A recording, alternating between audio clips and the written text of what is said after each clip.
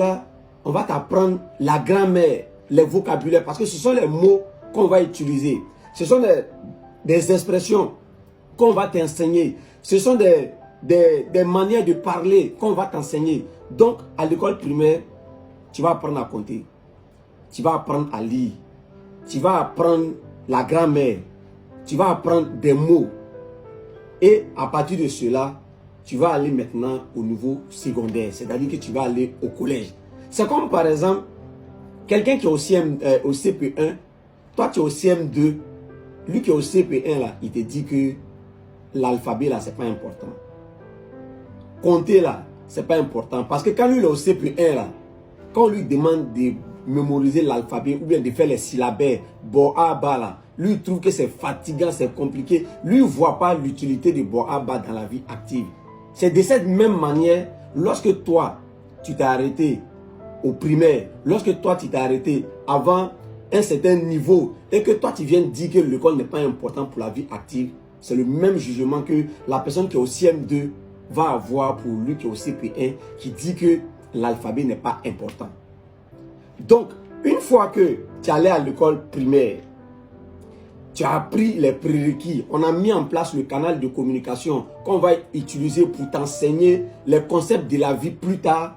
Tu vas maintenant venir dans la vie, tu vas venir au lycée.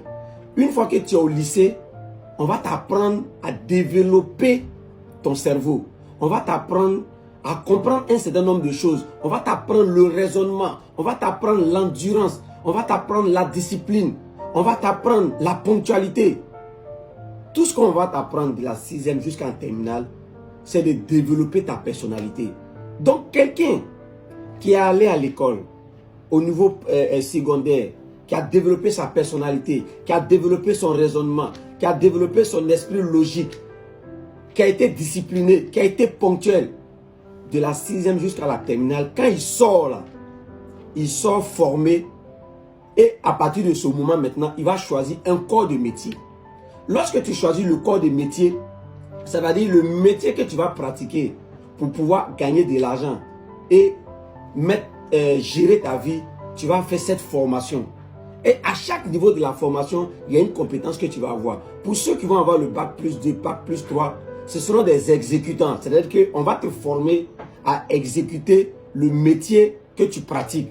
Quand tu vas quitter le bac plus 3 et que tu vas aller au niveau bac plus 4, bac plus 1, bac plus 6, jusqu'à aller au niveau doctorat, tu vas commencer à te spécialiser.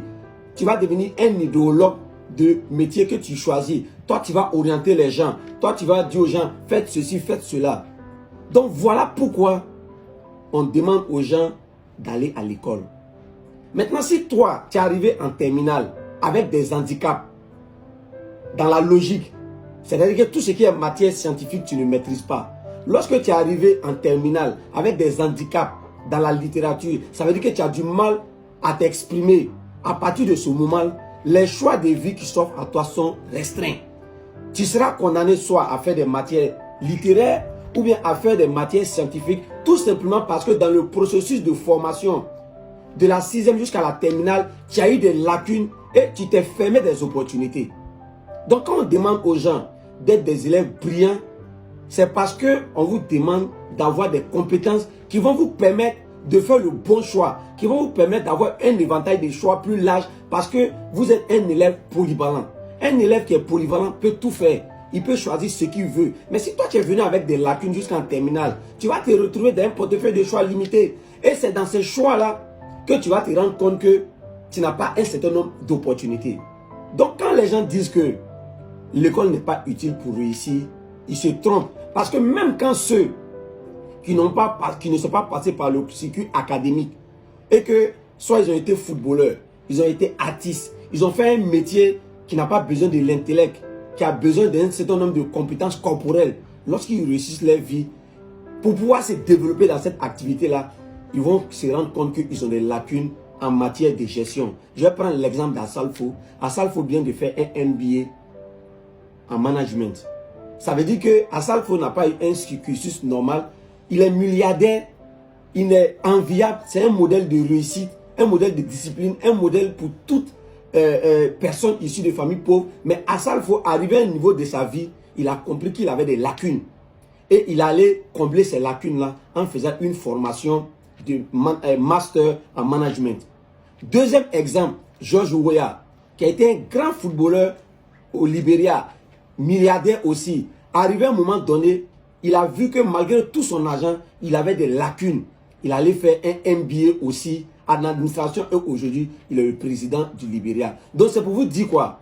Si tu as réussi par la voie détournée, par la voie non conventionnelle, par la voie non ce que tout le monde décide de faire, lorsque tu vas réussir, que tu vas avoir beaucoup d'argent, tu vas te rendre compte que tu as besoin de formation. C'est ce qu'on appelle l'école. Tu as besoin de formation pour pouvoir bien gérer ton argent. Parce que je vous garantis une chose, si tu es ignorant, même si on te donne des milliards, tu vas échouer ta vie.